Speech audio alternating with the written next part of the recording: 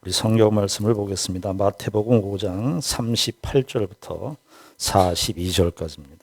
다 짜신 줄 알고 제가 봉독을 하겠습니다. 또 눈은 눈으로 이는 이로 갚으라 하였다는 것을 너희가 들었으나 나는 너희에게 이르노니 악한 자를 대적하지 말라. 누구든지 네 오른편 뺨을 치거든 왼편도 돌려대며 또 너를 고발하여 속옷을 가지고자 하는 자에게 겉옷까지도 가지게 하며 또 누구든지 너로 억지로 오리를 가게 하거든 그 사람과 십리를 동행하고 네게 구하는 자에게 주며 네게 꾸고자 하는 자에게 거절하지 말라. 아멘. 어느 시인이 봄에 대해서 이렇게 평을 했어요. 봄은 과찬의 계절이라. 왜냐하면 봄이 되면은 우리가 봄을 느낄 만한 여유가 없다는 것이죠. 꽃샘추위라는 말, 이게 다 봄에 해당하는 표현이에요. 봄이 왔는데도 요즘 추우시지요. 봄이 왔는데 이 봄을 누릴 수 있는 여유가 없는 것이에요. 그래서 그 시인은 과찬의 계절이라 그렇게 표현을 했는데, 사실은 우리가 가만히 차분하게 우리에게 주어진 이 사시사철의 생명의 시작을 알리는 이 봄을 우리가 천천히 보게 되면 우리 봄을 충분히 만끽할 수 있습니다. 길거리에 지나가면서 진달래가 이렇게 싹을 피우고 잎을, 보라색 그 잎을 살짝 비췄을 때 하나님 우리에게 이 사시사철을 주셔서 정말 이 세상이 어지럽고 미세먼지도 많고 환경적으로도 문제가 많잖아요. 미세먼지도 많고 황사가 날리고 뭐 이런 환경이지만 그런 진달래의 그 보라색 꽃이 이렇게 그 끝을 이렇게 펼쳐내면서 보이는 그런 모습을 볼 때, 개나리가 그 노란 꽃을, 흔한 개나리인데 그 개나리가 봄에 그 꽃을 피울 때 우리가 노란색이라고 보라색이라고 이렇게 붙이지만 그 진달래 입장에서나 개나리 입장에서는 섭섭할 거예요. 너희들이 붙인 거지 우리는 그런 게 아니야. 우리는 하나님의 일하심이 드러내는 그런 꽃이야.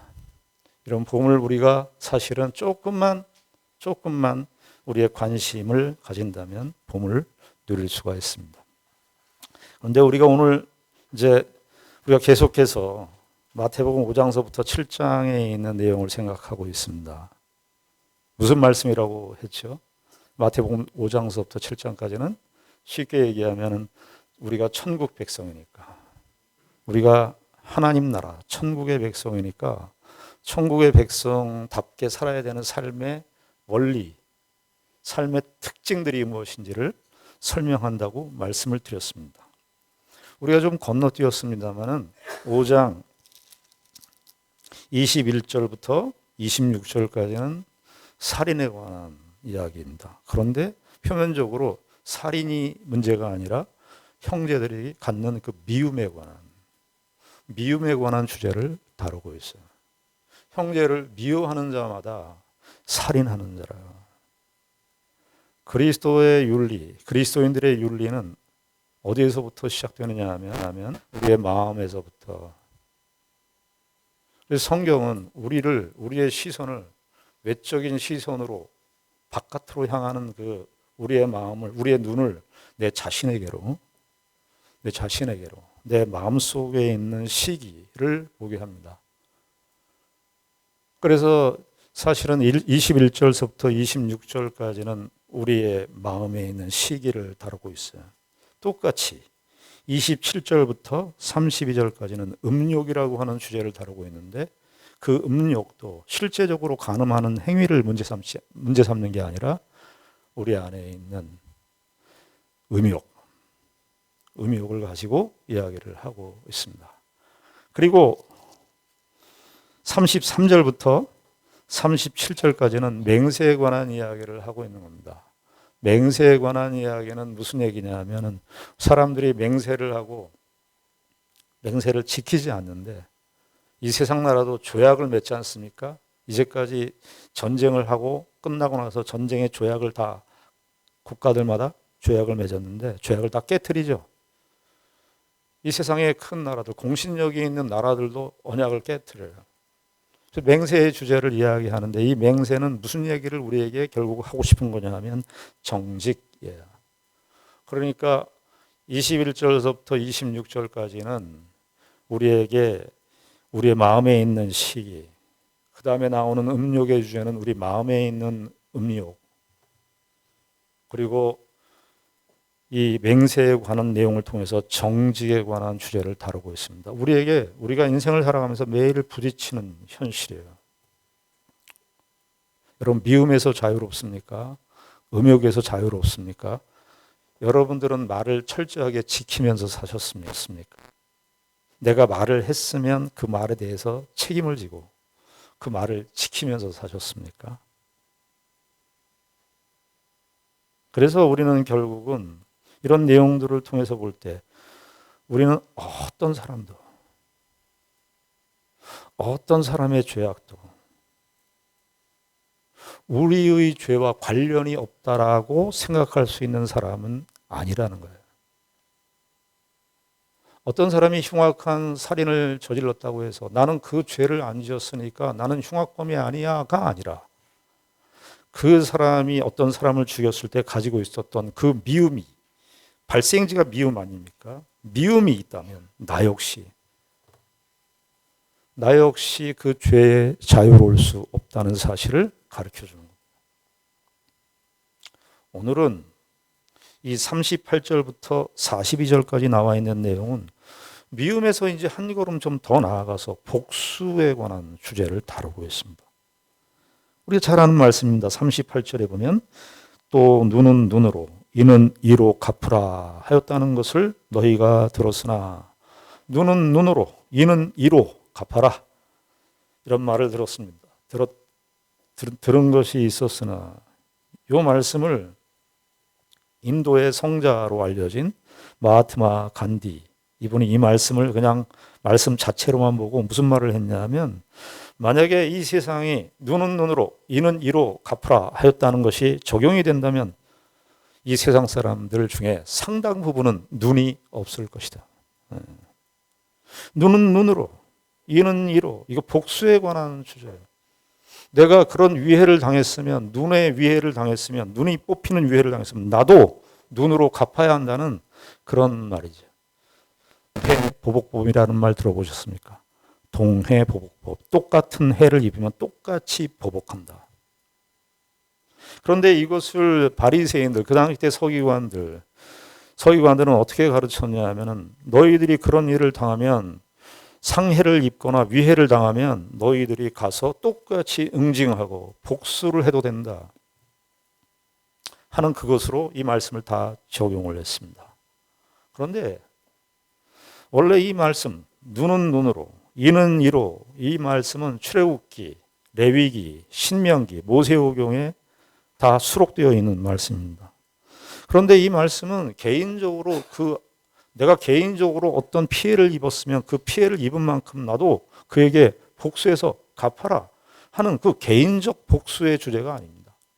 출애굽기의 내용을 우리가 생각을 해보면 출애굽기 21장부터 이 내용이 나와 있는데요. 거기에 출애굽기 21장의 문맥은 어떤 문맥이냐 하면, 이스라엘의 형제들 가운데 그런 일이 발생했을 경우 개인적으로 가서 앙심을 품고 복수를 표현해라가 아니라, 그런 일이 있을 경우 혹시 이웃의 형제가 나에게 위해를 주고 상해를 주었다면 일단은 어떻게 하라? 재판장에게 오라는 거예요. 재판장에게 와서 판정을 받으라는 겁니다. 너 정말 그 위해를 당했는지, 상대방으로 하여금 정말 어떤 상해를 입었는지, 일단 상해 정도를, 자기 개인의 입장에서 상해의 정도를 파악하는 것이 아니라 재판장에게 공정하게 너 정말 이 위해를, 이 상해를 입었는지 재판장에 가서 물어볼 일이다. 그리고 구약 시대에 율법 시대에는 증인들이 있었어요. 두 사람 이상의 증인이 있어야 재판이 성립이 됩니다. 그래서 두세 사람 이상의 증인이 거기 같이 등장을 해서 정말 그 상해가 그에게 맞는, 정말 상해가 입었는지, 정말 상처를 받았는지, 상처는 어느 정도의 상처인지를 공동체 전체 내에서 재판장과 증인들 내에서 같이 이야기를 하게 돼 있어요. 그래서 구약의 율법, 그 제도의 율법이 가르치는 본 정신은 그런 개인 간의 그런 상해를 입거나 위해를 가거나 이런 일들을 당했을 때 개인적인 복수심과 개인적인 앙심을 가지고 하지 말라는 얘기예요. 생각을 해 보십시오. 그렇게 이제 어떤 일들이 그렇게 펼쳐졌어요. 그러면 재판장에 갑니다. 형제들끼리 그런 상해를 입고 보복을 해야 되는 상황들이 있는데 어떻게 합니까? 재판장에 갑니다. 가면서요, 감정이 누그러지는 거예요. 당장 어떤 일을 겪었을 때는 순간적으로 우리가 화가 막 나죠. 분노가 나죠. 내가 이렇게 복수할 거야. 나도 그렇게 하고 말 거야. 라는 생각이 1차적으로 당했을 때 그 감정의 농도가 깊어지죠. 훨씬 커집니다. 근데 구약 성경에서는 어떻게 얘기하냐면 그렇게 개인적 앙심, 개인적 복수심이 들끓을 때 하는 것이 아니라 재판장에게 오면서 1차적으로 마음이 누그러지도록 그 분노와 화가 누그러지도록 하게 하기 위해서 그 재판장에게 오는 그 이야기를 재판장에게 와서 이야기하는 그런 내용들을 담은 것입니다.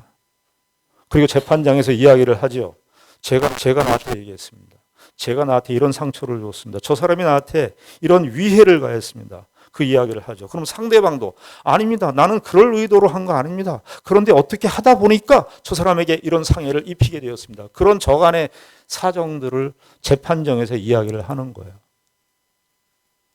그리고 증인들도 그런 걸 가지고 사실은 판단을 하게 되는 겁니다. 그런 과정들을 통해서 어떻게 하는 겁니까?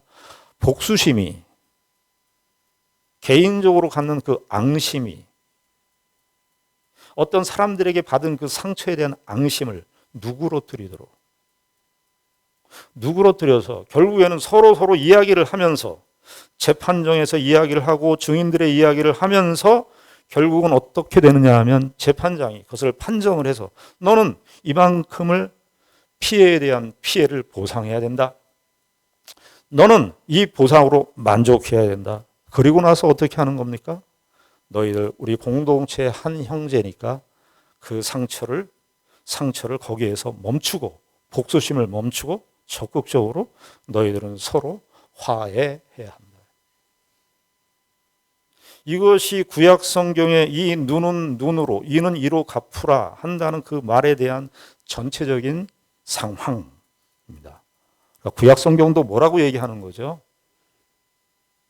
개인적 복수심, 개인적인 앙심, 이것이 우리의 삶의 중심이 되지 않도록 개인적 앙심을 내려놓을 수 있도록 복수심을 내려놓을 수 있도록 그런 모든 단계와 과정들을 다 주어서 최종적으로는 하나님의 이스라엘 공동체 동일한 형제요 하나님의 언약의 질서 아래에 있는 동형제이니까 너희들 서로 화해해야 된다고. 서로 용서해야 된다고. 구약의 말씀이 그렇게 주어지고 있는 것입니다. 그런데 이것을 여기 지금 마태복음 5장에 보면서 계속 서기관과 바리새인의 의의를 이야기하잖아요. 서기관과 바리새인의 의의는 뭐냐 하면 개인적인 복수를 당했을 때 눈은 네가 개인적으로 복수해라. 네가 눈을 뽑혔거든 가서 눈 뽑아라. 네가 이빨을 다쳤으면 가서 입 뽑아라. 이렇게 적용을 했다는 거예요. 구약의 율법의 해석을 잘못 해석한 겁니다. 예수님께서 이것을 수정해 주시는 거예요. 그래서 이 5장 21절부터 쭉 나와 있는 옛사람에게 말한 바, 옛사람에게 말한 바 이런 표현들이 계속 나오는데 너희들 그런 옛사람, 너희들의 선조들로부터 오랫동안 이런 가르침을 받고 개인적인 어떤 일을 당했을 때 상처를 입었을 때 개인적으로 복수한다는 그것이 정당하다고 생각하는 너희들에게 이렇게 가르침을 받고 이렇게 교육을 받아왔지만 천국 백성들은 그거 아니다. 그래서 예수님께서 이 말씀을 새롭게 천국 백성들, 천국 백성, 지금 오늘 우리가 사는 하나님의 백성들, 하나님의 자녀들의 그 진정한 어떤 의미에서 복, 지위, 우리의 격, 하나님의 백성이라고 하는 우리의 격, 너희들이 어떤 격으로 부름을 받았는 줄 아느냐. 그 이야기를, 그 내용을 주님께서 풀어서 설명을 해 주십니다. 39절을 보면은 1차적인 예가 나오는데, 나는 너희에게 이르노니 악한 자를 대적하지 말라. 누구든지 내 오른뺨을 치거든 왼편도 돌려대며. 이게 뭡니까? 나는 너희에게 이르노니 악한 자를 대적하지 말라. 누구든지 내 오른편 뺨을 치거든 왼편도 돌려대며. 그러니까 이거는 우리의 육체적 상해를 당했을 때 우리가 어떠한 자세를 취해야 되느냐 하는 겁니다. 그런데 여기 보게 되면 악한 자를 대적하지, 누구든지 내 오른편 뺨을 치거든 왼편도 돌려대며. 와, 이건 너무 감당하기 어렵죠. 오른편 뺨을 쳤는데 왼편 뺨까지 돌려대라. 뺨을 맞는 것은 굉장히 수치스러운 내용인데, 그리고 이게 이런 생각을 해보셨습니까? 이 말씀 가지고 오른편 뺨을 치면, 그러니까 오른편 뺨을 치거든, 오른편 뺨을 친다는 것은 원래 오른쪽으로, 그 당시 때도 이스라엘 사회는 오른손잡이였거든요. 오른손잡이가 뺨을 치면 맞는 쪽에서는 어느 쪽 뺨이 맞는 거예요? 왼쪽 뺨이에요. 그래서 왼쪽 뺨이 나와야 되는데 손바닥으로 치면 왼쪽 뺨이, 우리 따귀를 때린다. 죄송합니다. 이게 따귀를 때린다 그러면 맞는 쪽에서는 우리 오른손잡이가 따귀를 때린다. 왼쪽에 뺨을 맞는 겁니다. 그렇다면 오른뺨을 맞았다는 거거든요. 오른뺨을 맞았다는 것은 오른손잡이에게 오른쪽 뺨을 맞았다 그러면 이게 뭡니까? 이렇게 맞으려면 오른손등으로 때리는 거예요. 손등으로. 그러니까 이렇게 때리는 거예요. 이렇게. 그러니까 내가 오른편 뺨인데 상대방에서 오른쪽 손으로 나를 때린다면, 오른쪽 뺨을 때린다면 오른쪽 손등으로 나를 쳐야만 가능한 이야기예요. 그런데요, 그 당시 때 1세기 때 유대 문헌, 랍비 문헌에 의하면은요, 우린 오른손으로 우리의 뺨을, 왼쪽 뺨을 이렇게 오른 손바닥으로 맞는 것보다 손등으로 오른쪽 뺨을 맞는 것이 굉장히 수치스러운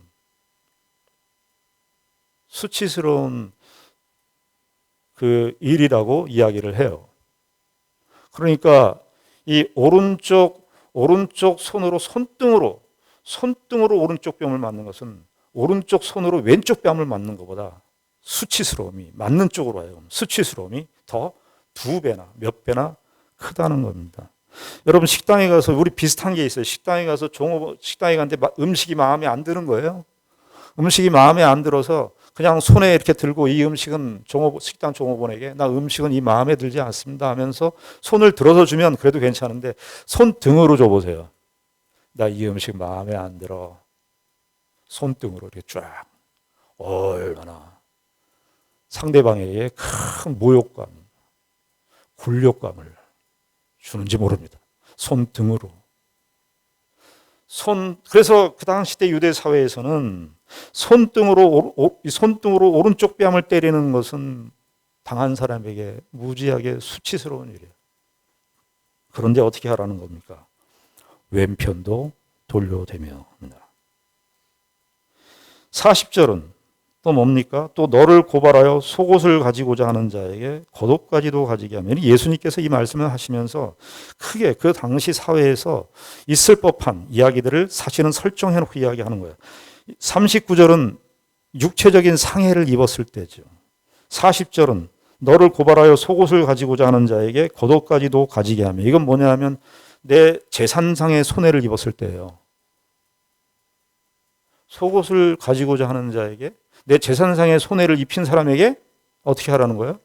더 주라는 얘기예요. 와우.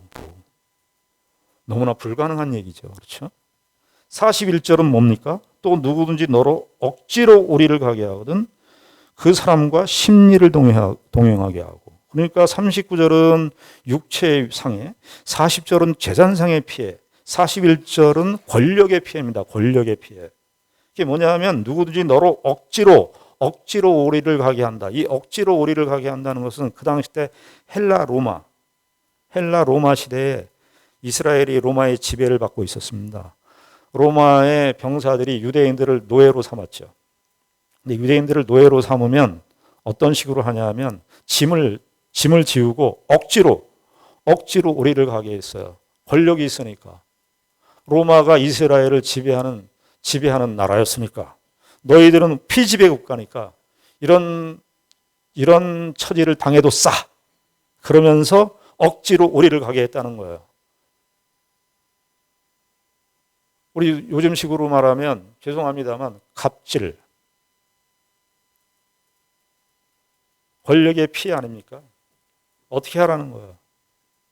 우리 대항하고 싸우고 하라는 얘기죠. 보통의 일반적인 통념상. 성경은, 예수님은 뭐라 그러는 겁니까? 심리를 가라는 거예요. 심리를 가라는 거예요.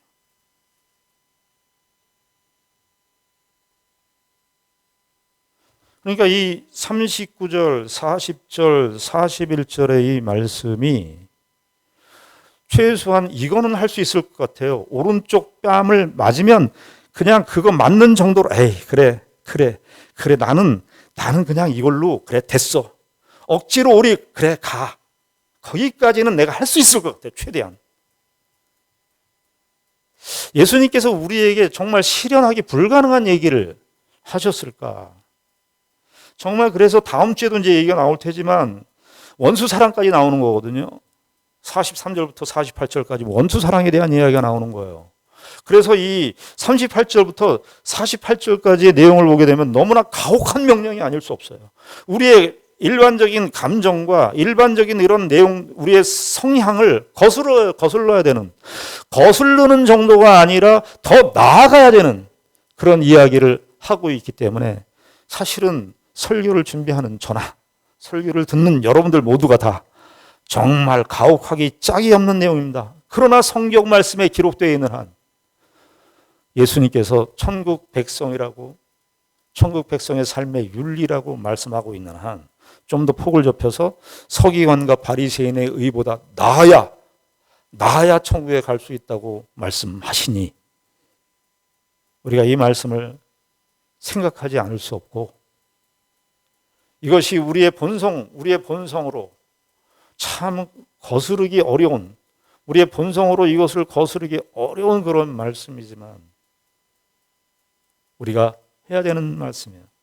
그래서 존 스토트 목사님 돌아가셨지만은 이 존 스토트 목사님 영국의 유명한 설교가이고 책도 많은 책을 저술하신 기독교 신학자이고 목사님이신 존 스토트 목사님은 이 산상수훈의 설교를 하면서 그 산상수훈의 서론에 이렇게 기록을 했어요. 산상수훈이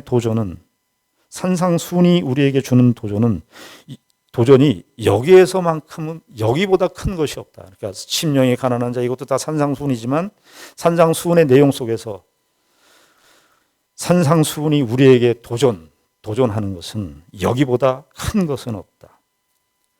기독교 대항 문화, 기독교 저항 문화의 독특함이 여기보다 더 분명하게 나타나는 곳은 없다. 여러분들 저항한다 그러면 오히려 오리뺨을 치는 사람에게, 나에게 억지로 오리를 가게 하는 사람에게 우리는 싸워야 된다고 하는 생각하지만 존 스토트 목사님은 그런 식으로 이야기하는 게 아니라 저항이라고 하는 단어, 대항이라고 하는 단어를 이 말씀을 통해서 이야기하는 거예요. 오리를 가자 그러면 심리를 가는 것을 저항이라고. 오른쪽 뺨을 치거든 왼쪽 뺨을 돌려대는 것이 저항이라고. 너를 고발하여 속옷을 가지고 가자 하는 자에게 겉옷까지 주는 자를 거기 겉옷까지 주고 왼쪽 뺨을 돌려대고 심리를 가게 하는 것을 저항. 기독교 저항 문화의 독특함이 여기보다 더 분명하게 나타나는 곳은 없다. 그러면서 이렇게 끝을 맺습니다. 우리에게 신자들에게 성령의 능력이 여기보다 더 절실히 필요한 곳은 없다. 그래서 이것이 어렵지만, 그러나 기독교인들이 이 세상에서 저항하는 것이 피켓 들고 하는 저항이 아니라 우리의 삶의 공간 속에서 이것을 하는 거예요. 나아가는 거예요. 여러분, 오른쪽 뺨을 치거든 왼쪽 뺨을 돌려대라. 이 말씀이 노리는, 이 말씀이 갖는 그 함의하고 있는 정말 진정한 교훈이 뭘까요? 오른쪽 뺨을 맞아서 내가 그 자리에 계속 있어요. 오리를 가서, 오리까지는 갈 수 있어요. 그래서 거기에서, 오리에서 이렇게 멈추고 있으면 내가 이것만은 참어. 그런데 뭐가 있습니까? 우리의 복수심은 계속 있는 거예요. 내가 오리까지 가는 건 갈 수 있어. 갈 수 있어. 그렇지만 복수심은 그대로 계속 남아있는 상태에서 있는 거예요. 그런데 심리를 가게 되는 순간, 한 왼쪽 뺨을 대는 순간, 겉옷까지 주어지게 되는 그 상황 속에서는 무엇이 우리에게 치유되는 줄 아십니까? 우리 안에 있는 복수심이, 우리 안에 있는 앙심이 사라지게 되는 거예요. 주님께서는 우리에게 그 얘기를 하시는 거예요. 우리가 살아가는 삶의 공간 속에서, 하나님의 백성들의 삶의 현실 속에서 우리가 이 부분을 우리가 생각하고 살아야 한다는 것입니다. 그것이 참으로 하나님의 백성다움을 얘기하는 거예요. 내가 너희들에게 요구하는 것은 어떤 것인 줄 아냐? 너희들은 참 인간이 되기를 바란다. 원래 하나님께서 이 세상을 창조하셨을 때 아담의 타락이 들어오기 전에 인간이 어떤 인간이었습니까? 여러분, 아담이 잠들었을 때 아담의 갈빗대를 뽑아서 하와를 만들었습니다. 그 하와를 보고 아담이 어떻게 얘기합니까? 내 살 중에 살이요, 내 뼈 중에 뼈라고 얘기했어요. 여러분, 그것이 뭡니까? 아담 타락 이전에 있었던 인간과 인간에 대한 그 이해를 반영하는 거예요. 그게 뭐예요? 우리는 사실은 내가 당신을 사랑합니다. I love you. 이게 굉장히 좋은 말이고 훌륭한 말이지만 사실은 그것보다 더 근본적인 말은 사실은 창세기에 나와 있는 그 내용이에요. 내 뼈 중에 뼈요, 살 중에 살이다. 이 얘기는 뭐냐 하면 나는 당신입니다. 그렇지 않습니까? I love you보다 더 센 말, 더 본질적인 말은 I am you예요. 최초의 이웃, 최초의 철학적인 용어로 하자면 최초의 타자, 하와를 보고서 그냥 하와를 보고 예쁘다, 여성적인 그런 게 아니라 그냥 한 인간으로서 갖는, 아니 보니까 저 사람이 나고 내가 저 사람이네. 이것을 이제 타락 이후의 현실 속에서 우리가 살아가는데, 예수님께서 지금 마태복음 이 이야기를 하시면서 살인, 간음, 맹세 이런 주제를 얘기하면서 타락된 현실이 우리 가운데 들어와 있는 거예요. 그러나 너희들 타락된 현실에서, 그런 타락한 현실 속에서 나는 아니야, 나는 이 정도야, 난 더 이상 그거 아니야, 수동적이고 부정적인 차원에서 그냥 오리만 갈 뿐, 속옷만 줄 뿐, 오른쪽 뺨을 맞고 참는 것으로만이 아니라 인간의 인간다움이 뭔 줄 아냐? 너희는 원래 그렇게 부름을 받지 않았어요. 너희들 저 사람, 나를 박해하는 저 사람, 나를 공격하는 저 사람, 나에게 상처를 가한 그 사람과 I am you, 당신이 나고 내가 당신임을 드러내어야 도는 존재로 부름을 받았다는 겁니다. 우리가 성경의 그 가장 큰 줄기가 언약의 줄기라고 말씀을 드렸습니다. 하나님께서 아담과 언약을 맺으셨고, 하나님께서 노아와 언약을 맺으셨고, 하나님께서 아브라함과 언약을 맺으셨고, 모세와 언약을 맺으셨고, 다윗과 언약을 맺으셨고, 예레미야 31장에 의하면 미래를 내다보면서 새 언약을 올 것이라고 하면서 예수님께서 그 언약을 완성하셨습니다. 언약의 핵심이 뭔 줄 아십니까? 하나님이 언약의 핵심은 이겁니다. 나는 너희의 하나님이고 너희는 내 백성이야. 이것이 언약의 중요한 정신이고 원리입니다. 나는 너희의 하나님이고 너희는 내 백성이야. 이거 다른 말로 번역하면 어떻게 되는 겁니까? 나는 너고 너는 나야. 하나님이 우리와 나는 너고 너는 나야.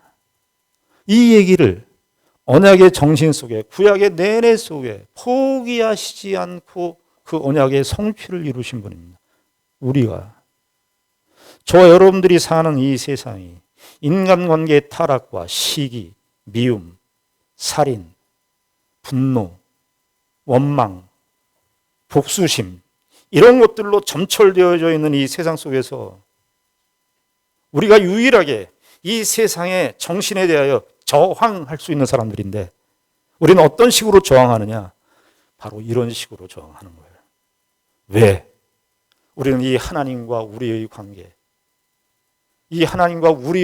원래 인간이 잃어버렸던 그 관계를 회복하기 위한 유일한 대상으로 저와 여러분들을 부르셨기 때문입니다. 그 이야기를 하시는 거예요. 하나님께서는 우리에게 이렇게 말씀하는 것입니다. 하나님은 하나님다우시기를 원하세요. 하나님께서는 하나님다우시기를 원하시는데, 그 하나님의 하나님다우심은 참된 인간이 인간다움일 때, 하나님의 온전한 형상으로의 회복, 그것이 참 인간됨인데 그 인간다움일 때 나는 하나님다울 거야. 예수님께서 우리에게 이 말씀을 하고 계시는 겁니다. 여러분들, 사랑하는 성도 여러분, 우리가 이거 쉽지 않습니다. 그러나 여러분, 우리가 사는 목적과 가치를 어디에다 두시겠습니까? 여러분들은 신앙의 현실이 어디라고 생각하십니까? 우리가 사는 매일매일의 도전 아닙니까? 예수 그리스도께서 이 뺨을 맞으셨어요. 우리가 고난주간이 다가오지만 예수님께서 대제사장의 뜰에 들어갔는데 대제사장의 하수인들이 예수님의 뺨을 쳤습니다. 예수님께서 그 뺨을 다 맞으셨습니다. 예수님께서는 침뱉음을 당하셨습니다. 예수님께서 다 당하셨습니다. 예수님께서 그걸 다 당하시고 십자가의 죽으심까지 다 당하셨습니다. 그래서 예수 그리스도께서 우리에게 구원을 허락하셨습니다. 그런데 그 역할을 저와 여러분들에게, 예수를 믿는 우리들에게 맡기셨다고 성경은 말합니다. 여러분들, 저와 여러분들의 현실적인 모습 속에서 난 오리도 못 가신 분들도 있을 거예요. 왜 나를 시켜? 왜 억지로 나를 오리를 가게 해? 여기서부터 아직 발자국도 못 뛴 분도 있을지 모르겠습니다. 아직 복수심에 그냥 가득 차 있는지 모르겠습니다. 그러나 여러분, 신앙생활을 하실수록, 시간이 지날수록 우린 이 오리가 한 2kg 정도 되는 건데요. 천보래요, 천보. 발을 뛰셔야 됩니다. 여러분들의, 우리가 갖고 있는 복수심과 그 앙심에 노예가 되지 않는 유일한 방식입니다. 어떤 분은 오리에서 육리로 향하시는 분일 수 있습니다. 저와 여러분들의 삶 속에서 이러한 도전이 우리에게 있는 것입니다. 성경은 우리에게 참 인간이 무엇인지를 말해주고 있는 것입니다. 살인하지 말라. 어떤 사람도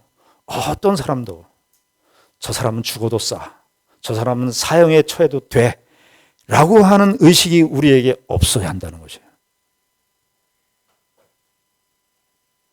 저와 여러분들에게 매일 우리에게 도전하는 하나님의 말씀입니다. 쉽지 않습니다. 그러나 이것이 이 지점이 그리스도인들이 고민해야 되는 지점이고 저와 여러분들이 이 세상을 살아가면서 매일매일 싸워야 되는, 겪어내야 하는 신앙의 분명한 현실입니다. 하나님께서 우리에게 주신 이 복된 영광, 이 복된 부르심, 저와 여러분들이 기억하시고 눈은 눈으로가 아니라 왼쪽 뺨을 넉넉하게는 못 되지만 왼쪽 뺨을 댈 수 있을 정도로 속옷을 달라고 하는 사람에게 겉옷을 줄 수 있을 정도로 42절의 말씀은 왜 주어질까요? 내게 구하는 자에게 주며 내게 구고자 하는 자에게 거절하지 말라 이렇게 나오죠. 이게 갑자기 30절, 41절, 39절부터 41절까지는 자기가 당하는 일인데 42절에는 내게 구하는 자에게 주며 내게 구고자 하는 자에게 거절하지 말라. 이게 무슨 뜻이겠습니까? 우리가 가진 자라는 겁니다.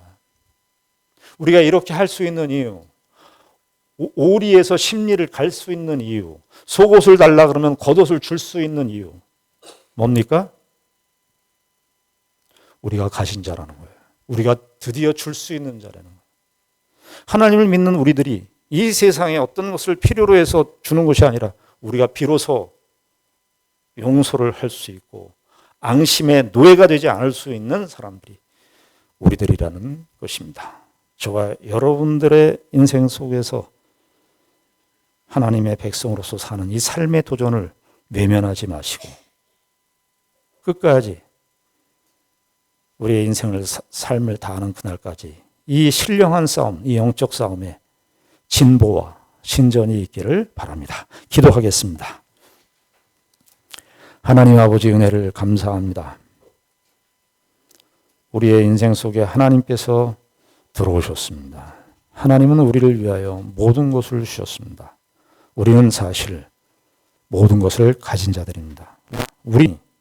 우리만이 복수심의 노예가 되지 않을 수 있습니다. 그리고 원수를 사랑하는 데까지 나아갈 수 있는 사람들이 바로 우리들입니다.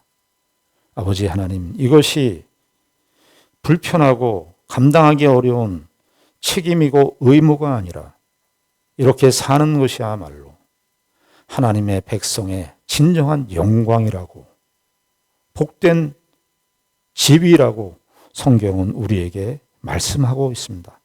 아버지 하나님, 매일매일의 삶을 살아가는 현실 속에서 이 도전에서 조금이라도 승리하고 앞으로 나아갈 수 있는 우리 모두가 되게 하여 주시옵소서. 예수님 이름으로 기도드리옵나이다. 아멘.